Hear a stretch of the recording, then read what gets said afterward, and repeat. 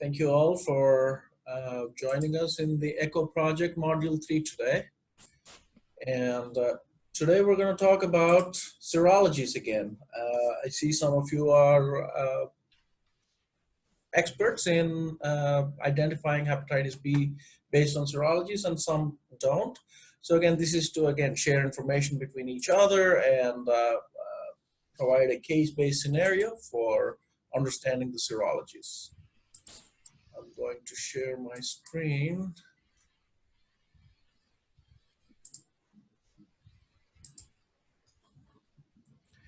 So before we start, does anyone have any cases that you want to present, you want to share, you want to discuss? We don't have any formal submission, so if anyone would like to present a case, please raise your hand, let us know in the chat, or unmute yourself, and we'll present. You can present that case for us.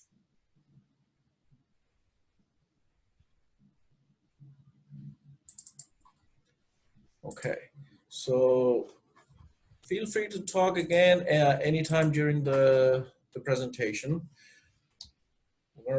That looks good, module, Ron. yeah, it's not advancing. Okay, here it is.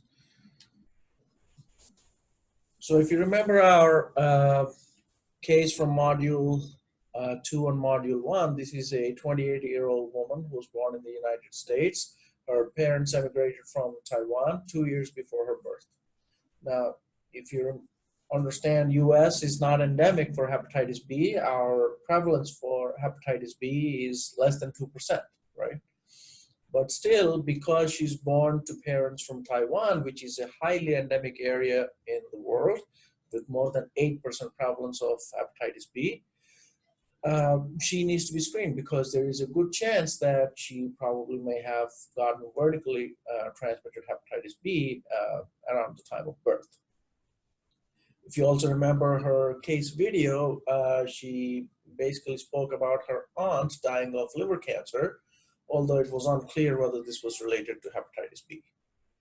So taking a good information about her history, the demographics, and her family history, we kind of identify that she is at risk for hepatitis B. So again, the right thing to do for her was to screen for hepatitis B. And if you look at it, lo and behold, she was positive for hepatitis B core antibody. She's positive for hepatitis B surface antigen, and she was negative for hepatitis B surface antibody. So now what? Again, to kind of reiterate the serologic interpretation, these are the three preliminary tests you need to do for screening. Hepatitis B core antibody tells us whether the patient was previously infected, and she is. And surface antigen tells us about the activity of hepatitis B within the liver. So she does have chronic hepatitis B.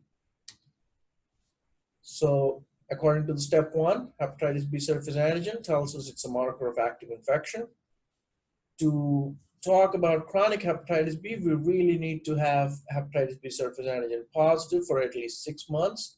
In her case, she's 28 years old, and there's a good chance that she might have gotten it as a kid. We anticipate in this particular scenario that this probably may have been positive for more than 6 months.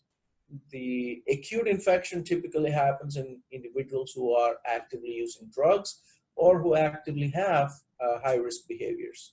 Because again, remember, hepatitis B is transmitted parenterally, right? Hepatitis B surface antibody, or again, this is one of the questions that was raised by audience from the other modules, that this kind of serologic interpretation can be a little bit difficult to understand. So whenever there is an anti-HBs, this actually means hepatitis B surface antibody. So your lab test can come up with either of these terminologies. If you see an anti or if you see an AB, that basically means it's antibody to that particular viral component. So in this case, it's antibody to hepatitis B surface antigen, which is equal to hepatitis B surface antibody. and that indicates that the person is immune to hepatitis B. Hepatitis B core antibody, most of the time, in 85 to 90% of the time, it is a very good indicator that this marks a previous exposure to hepatitis B. In few cases, we can see false positive results, and in much rarer instances, we can actually see that this could be during the window period of an acute hepatitis B. So someone got infected, and while they're developing antibody, and the antibody has not been fully developed, you won't see an antibody, and all you would see is just core antibody. In acute cases, again, if you suspect acute hepatitis B based on the context, based on the laboratory testing, you can actually choose to get IgM. But in majority of the cases, when you just check for hepatitis B core antibody, it's going to be a total, which includes typically IgG.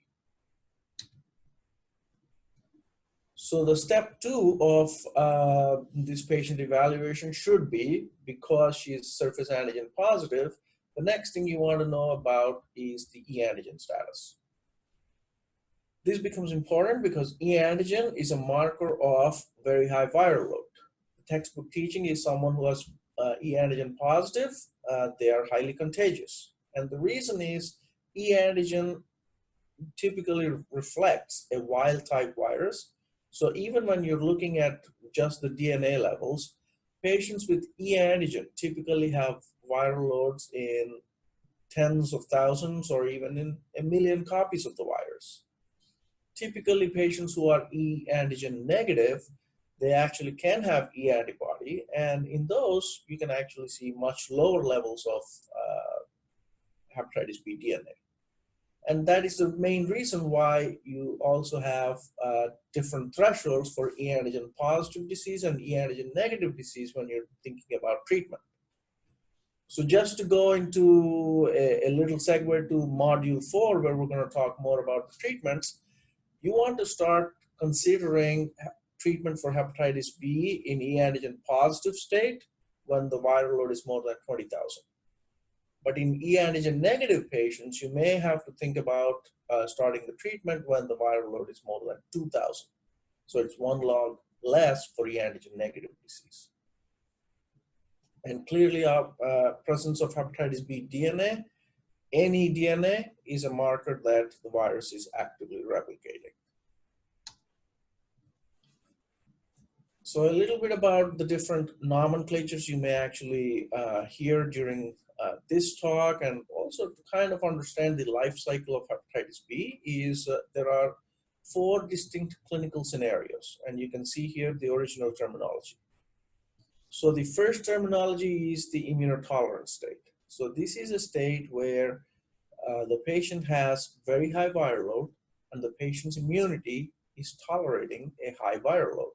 So in that case, the ALT will typically be in the normal range, and hepatitis B DNA will be in the high, in the elevated ranges. So again, to make it simple, the immunity is tolerating a high virus. So the liver test can be completely normal. There is a lot of debate in this situation whether to treat this patient in the immunotolerant state or not. We can talk about this in module 4, or if you have any questions now, we can discuss about treatment for immunotolerant state in this module. The next phase is the immunoclearance phase or immunoactive phase. This is the stage where clinically the patient is trying to eradicate the virus, and because the patient's trying, or the patient's immunity is trying, this is called immune clearance or immune active. In this stage, you will see that the ALT will be elevated, the DNA will be elevated, or they can remain fluctuating throughout the course. But if you capture a high level of DNA and a high level of ALT, this is your opportunity to treat this individual. Most society guidelines actually recommend treatment in the immunoclearance phase. The next stage is inactive carrier. So again, to understand inactive carrier, the immunity is inactive and the patient is in a carrier state. So in this stage, the DNA level is typically less than 2,000 international units, and the ALT is completely normal. So because the immunity is controlling the virus, you do not have to treat in this stage, but you have to actively monitor this patient for viral load and ALT.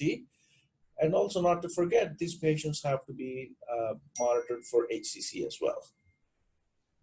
The fourth phase is the reactivation phase. So in this phase, the patient who has been inactive for a while or the virus has been dormant suddenly has a reactivation of the virus and suddenly has a hepatitis flare. So both the ALT and the DNA will be elevated, and this is your opportunity number 2 in the clinical phases that these patients should require treatment.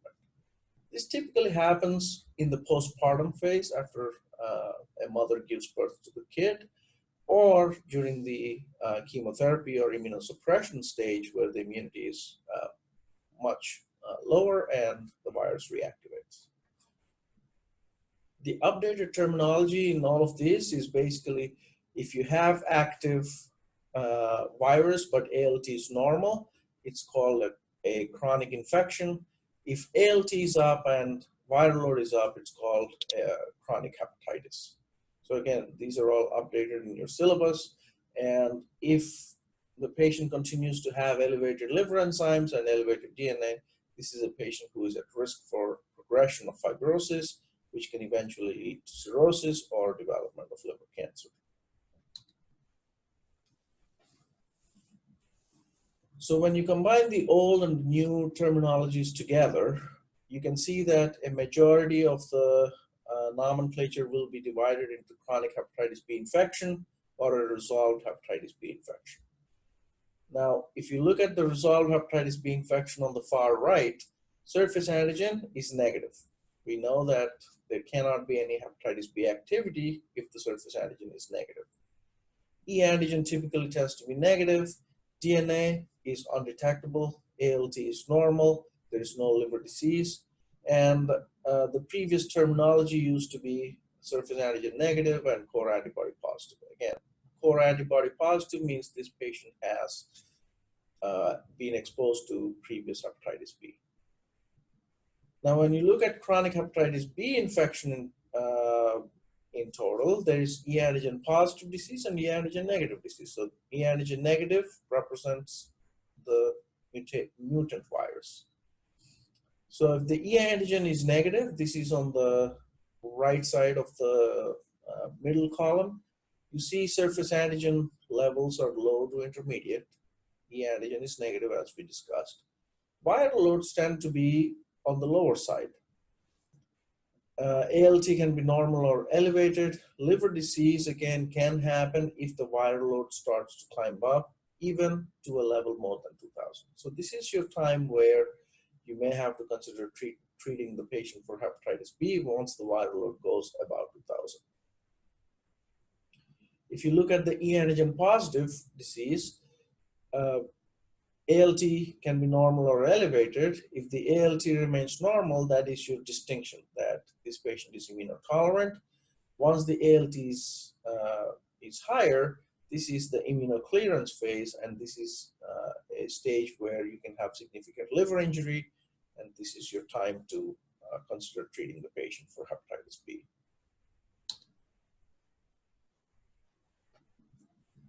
So this is a kind of mix and match diagram to, again, help you understand just based on serologies. So a 52-year-old Korean man has these positive serologies. So surface antigen is positive, E antigen is negative, E antibody is positive, DNA is undetectable, and ALT is normal. So this is a patient, again, when ALT is normal and DNA is undetectable, this patient has chronic inactive hepatitis or chronic infection. Okay, so there is no hepatic inflammation because ALT is normal. The second scenario is a 38-year-old Vietnamese man has hepatitis B surface antigen positive, so clearly he has chronic Hep B. E antigen is positive, E antibody is negative, hepatitis B DNA is elevated, and ALT is elevated. So this is your clue again. DNA is elevated and ALT is elevated. This is a patient in immunoactive or immunoclearance phase of chronic hepatitis B. Third scenario is a 25-year-old Nigerian woman. Surface antigen is positive, E antigen is positive, E antibody is negative. DNA is very elevated, but ALT is normal. For a woman, ALT less than 19 is the real normal range for ALT. So in this case, DNA is up, but ALT is normal. So this is a patient in the immunotolerant phase.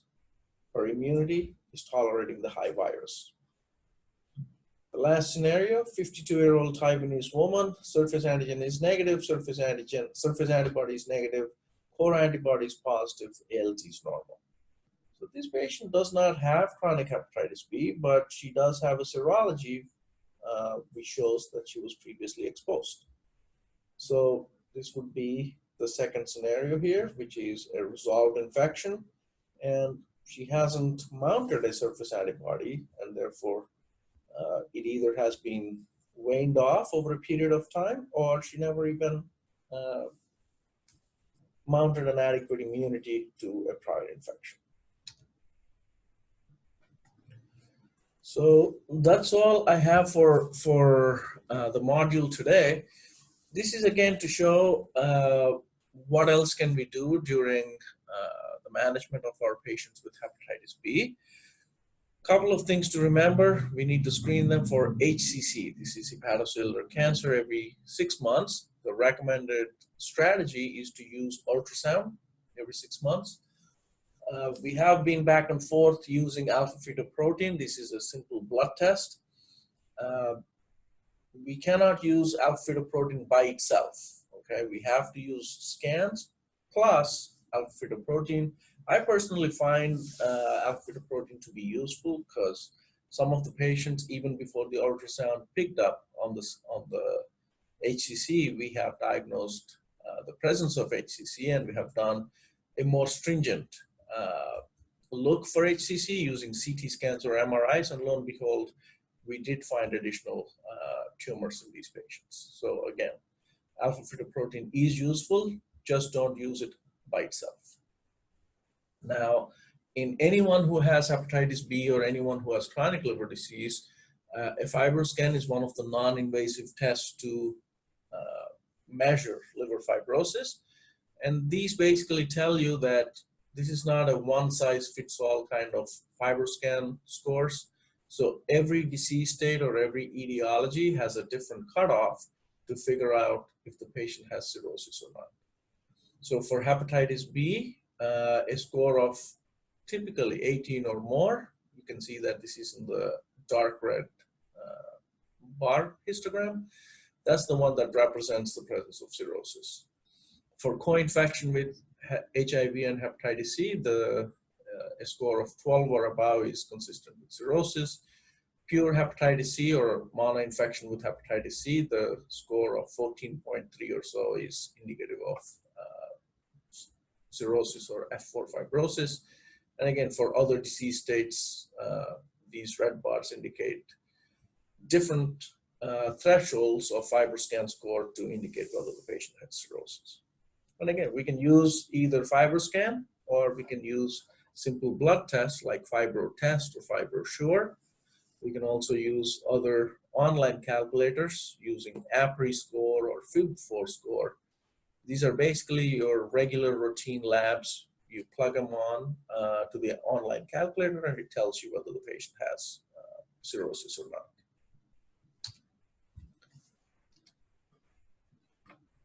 Any questions?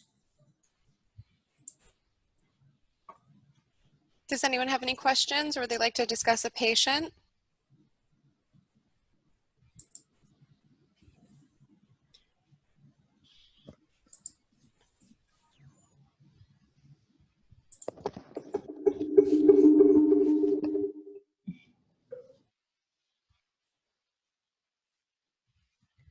No takers?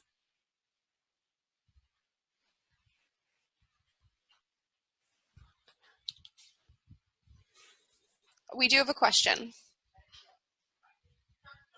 How do we interpret a serologic test where all three are positive? So this is a question from Ms. Pham or Dr. Pham. So it is unlikely to have all three tests positive, right? Because surface antigen and surface antibody, they're basically neutralizing tests. If you have surface antibody, it is going to bind to the surface antigen and it's basically going to have a negative result. So it is unlikely to have all three tests positive.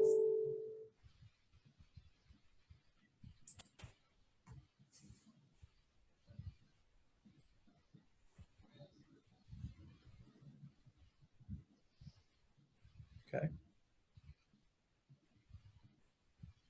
Anyone else?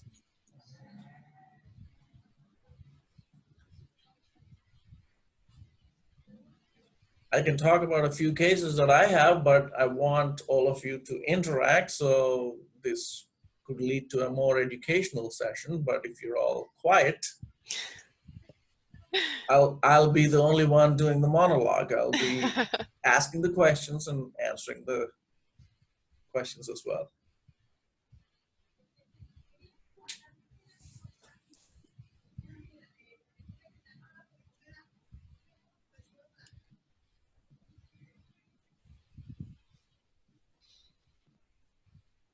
I have a question. Okay. So if somebody have a is positive for hepatitis B, is there a protocol that's requested that we check them for HIV and Hep C? If somebody already has hepatitis B, Yes. would you want to check a core antibody? Is that your question? No. Do you have to screen them for HIV and Hep C too? Because they Yeah. can, yeah. Okay. Yes. So you basically look at HIV, hepatitis B, and hepatitis C. All three are parenterally transmitted, right? Mm-hmm. So if someone has hepatitis B, that is your indication to actually look for other parenterally transmitted infections. Okay. And for sure, you need to look for HIV, because if someone is positive for HIV as well, you do not want to treat just the hepatitis B, because you give a medication like tenofovir. You're only treating HIV partially, right? So the HIV can become resistant at a later time. So therefore, HIV is a must. All hepatitis B patients should be screened for HIV.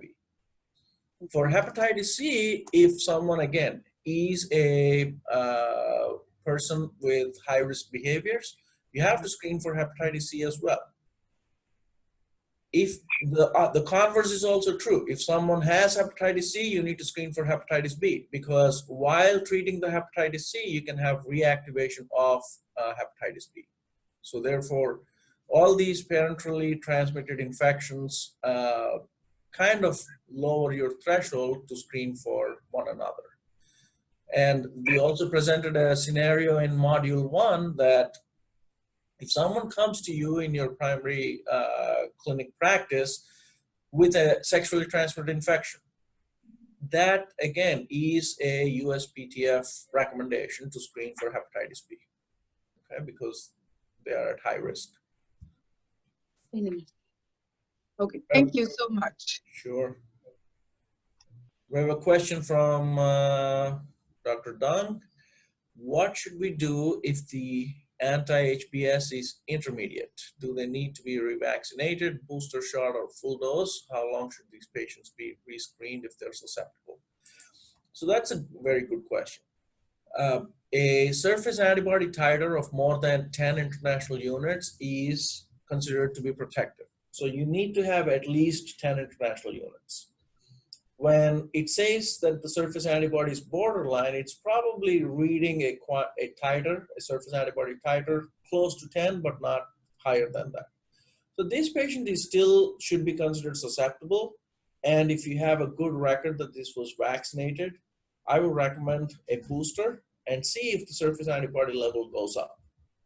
And once you give a booster vaccination, test for surface antibody titer within the first month. If it goes higher than 50 international units, I think this patient is already protected, and you can leave the patient alone and screen that patient again for surface antibody probably at the end of 1 year and 5 years. But again, you want to achieve that surface antibody titer more than 10 in order to see if the patient is protected. Second, if the patient is going on an immunosuppression, a titer of, a waning titer especially. You're checking the surface antibody, she has 100 international units 1 year ago, now it's about 12. Although this is a protective titer, but she's going to go on immunosuppression, so that's not enough. So again, this is a patient where you want to give a booster. We have a question from Jihui. For the last example, Taiwanese woman, 52-year-old, could I think the patient is still a hepatitis B patient?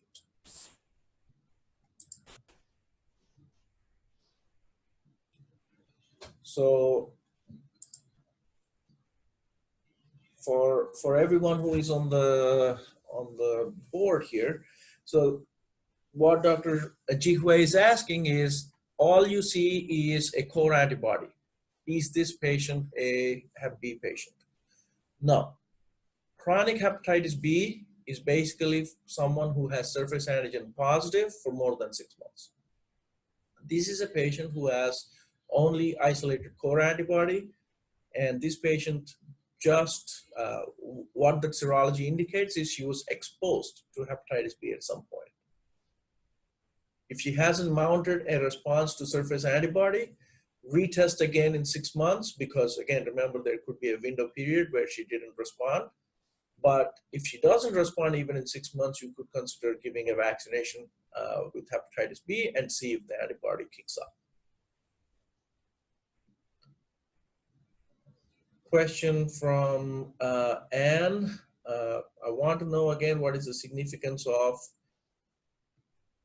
hepatitis B antibody, low viral load versus E antigen and high viral load? So E antigen is basically a marker of, it's called envelope antigen. So the presence of envelope antigen tells you that the virus is a wild type virus. This is the virus that was present from the beginning of the hepatitis B life cycle. Now, because of our efforts to vaccinate, because of our efforts to treat, because of non-compliance, again, in highly endemic areas of the world, what happens is there could be herd immunity and herd immune response. So there could be development of mutations during the life cycle of hepatitis B. So if E antigen becomes negative because of a mutation, and most of the time it is associated with pre-core or basal core mutation, the envelope antigen gets lost. In that scenario, the virus is not a wild type virus, it is a mutant virus. So the mutant virus is typically replicating at a lower level, but still it could cause significant disease. Okay? So that is the reason why when we looked at all the patients with E antigen positive disease and E antigen negative disease, if you wait that the E antigen negative disease also has a viral load more than 20,000 and they should get treatment, I think that ship has sailed too far. So we need to start treating patients with E antigen negative disease at a much lower levels, which is 2,000 international units.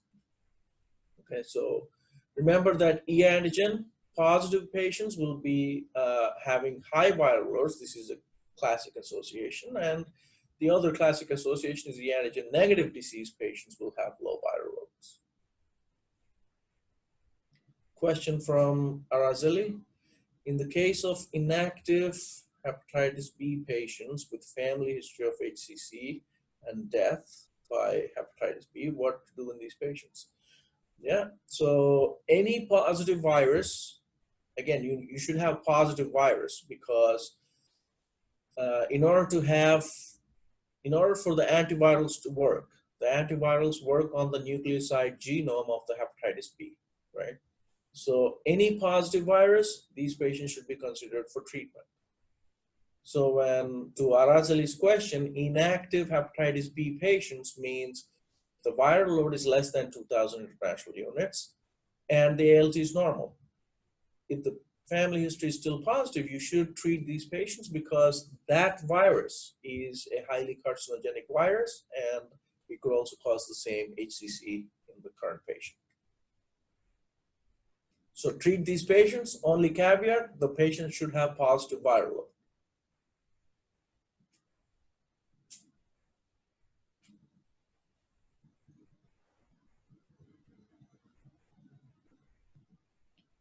Does all of you have satisfactory answers? If not, again, please post your questions in the group chat.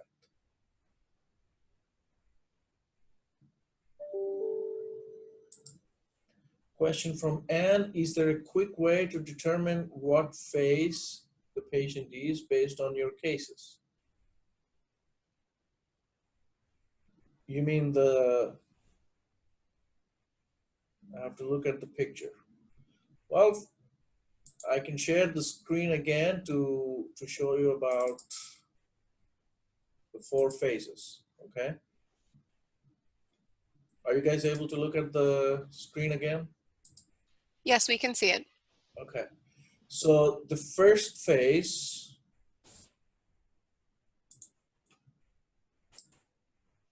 is the immunotolerant phase. This is the phase where ALT is low, ALT is normal, and DNA is up. The second phase, ALT is elevated, DNA is elevated. Third phase, both viral loads and DNA are low.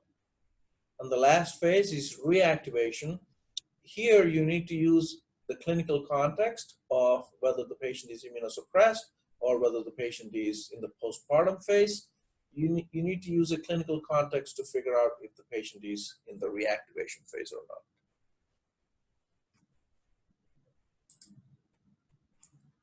Does that answer the question? So those are the 4 distinct clinical phases.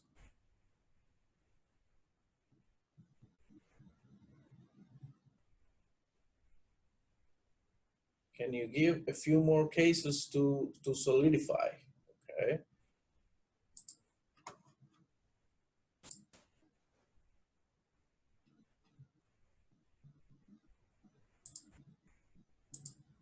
So I can present a case that I saw today.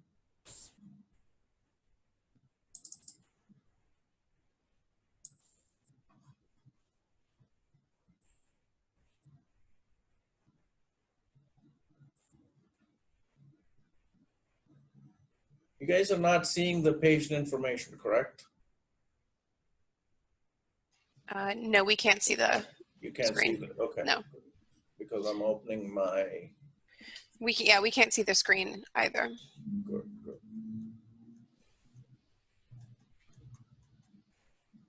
Okay, so this is a question for the group. This is a 44-year-old Caucasian man, let's call him John. He came to me because he was referred from his primary because of positive hepatitis B surface antigen. He's a 44-year-old, he's a homosexual man, came with recent diagnosis. He didn't know about this in the past. He had several sexual contacts. He actually used to live in a different state before coming to see me. The initial labs basically showed he has core antibody IgM that was positive according to the primary medical physician's notes. Surface antigen is positive and DNA level was more than 4 logs. So he has a viral load of about 10,000 when he first came. He was never treated for hepatitis B.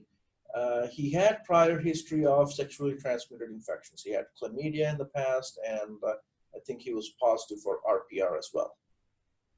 HIV is negative.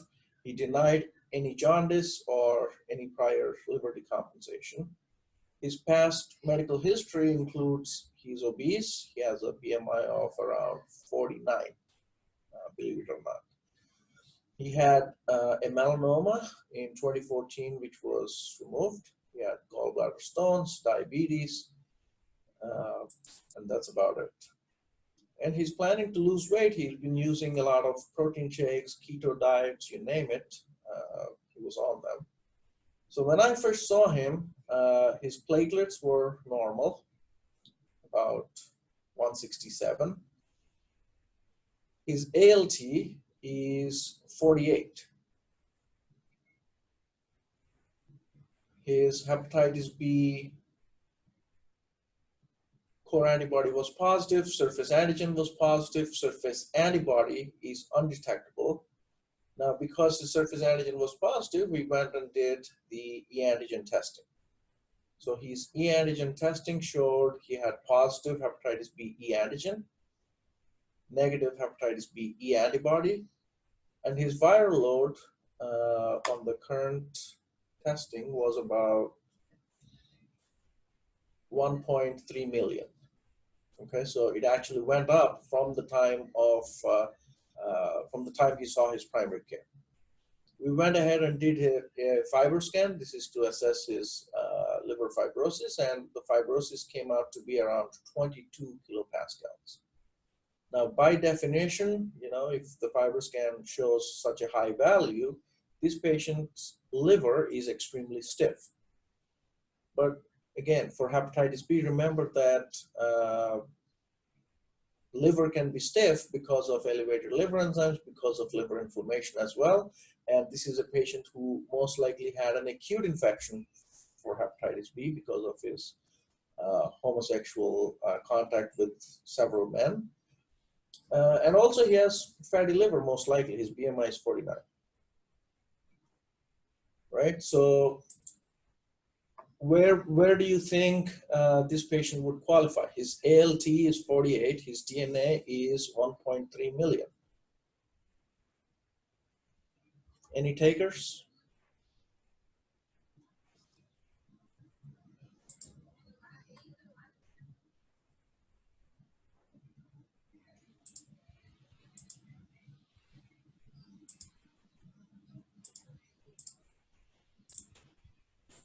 Please let me know if you're unable to mute yourself.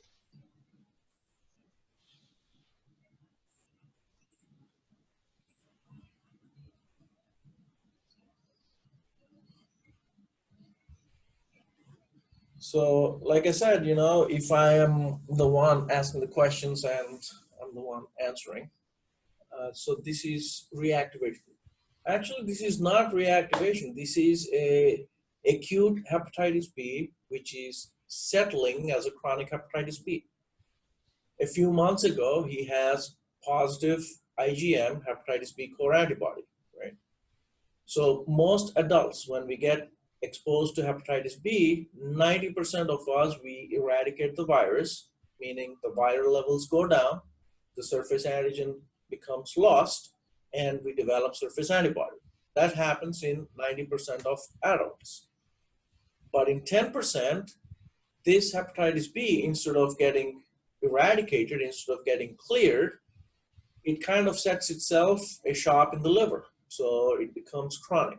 And this patient, when he presented with 4 logs of the virus and it went higher to almost 1.3 million, this kind of tells us that the hepatitis B is not getting controlled by the immunity.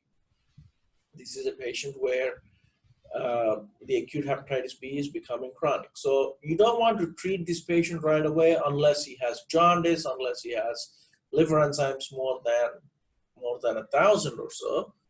But in his case, you monitor this patient with almost monthly labs and every 3 months DNA.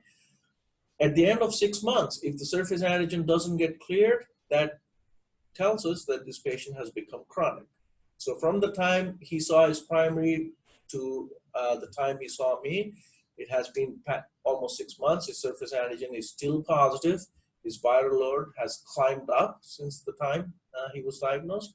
So this is a chronic immunoactive or immunoclearance phase of hepatitis B. His ALT is elevated, his DNA is elevated, And we kind of got a fiber scan, and the fiber scan shows a lot of stiffness within the liver. So this patient, we actually had to start him on the treatment, and his ALT has actually come down pretty significantly since 3 months after we started the treatment. And I saw him yesterday. He wants to actually go to bariatric surgery and get his BMI under check, and he's been sexually inactive at least for the last 9 to 12 months now.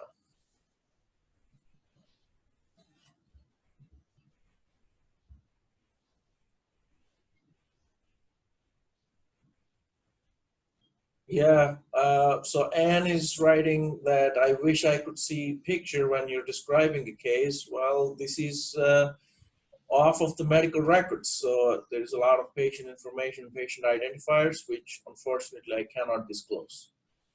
And this is exactly the reason why we wanted you to present the cases in the form that Rachel and Ashley have forwarded to you. And also, we'll be sending out these slides after the presentation. That's generally how we do this for the boot camps. So we'll be sending an email with the slides from the lecture, and then you can take that, i.e. the graph, and refer to some of your own patient cases if you don't have any to describe today. So you will be getting a copy of all of that. This is Mackenzie. Can you hear me? Yes, we can. Yes. Great. Sorry, I'm always facing muting challenges. I am wondering, what signs and symptoms there are you using for calling it an acute infection?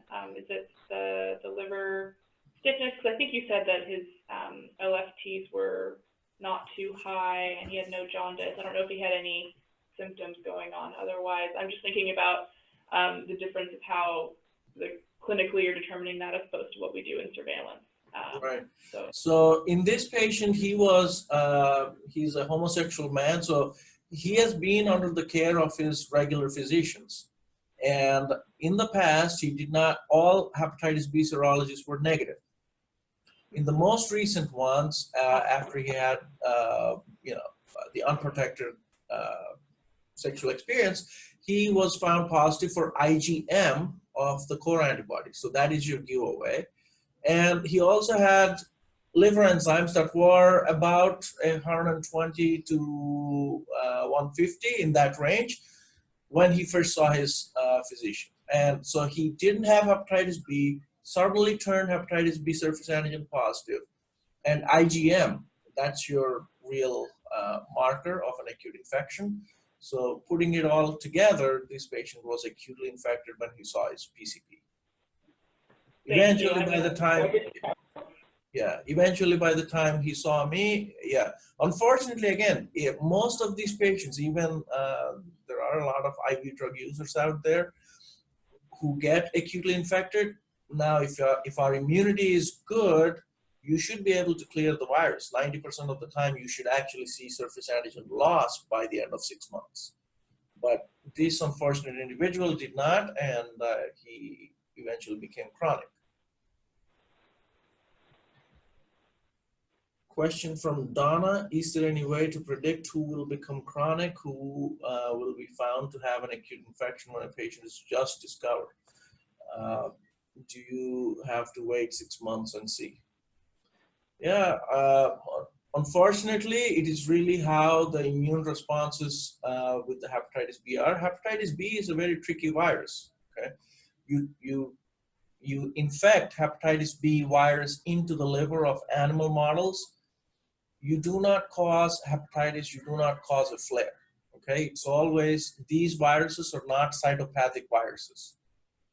What we see, the result of liver disease and other things, is how it makes your immune system work. If your immune system acts on it, if your liver tests are elevated, that's the time when an individual gets chronic hepatitis B. So in this case, you have to monitor ALT and DNA more or less at a close frequency. And if the liver enzymes are really elevated, more than 10 times the upper limit of normal, for a man, it's 30 or less is normal. So if the liver enzymes are 300 or more, you need to do monthly labs and see with the monthly labs, is the DNA getting undetectable or is the DNA going to higher and higher logs? Any positive DNA at the end of 6 months, any positive hepatitis B surface antigen at the end of 6 months, this patient would need treatment. Okay, so there are no simple predictors that would tell us whether someone will become chronic or not, but a stronger immune response, meaning someone who becomes jaundiced and the jaundice is getting better. So that is the kind of scenario where the immune system is very robust. That is the way you can predict will the hepatitis B gets eradicated or not.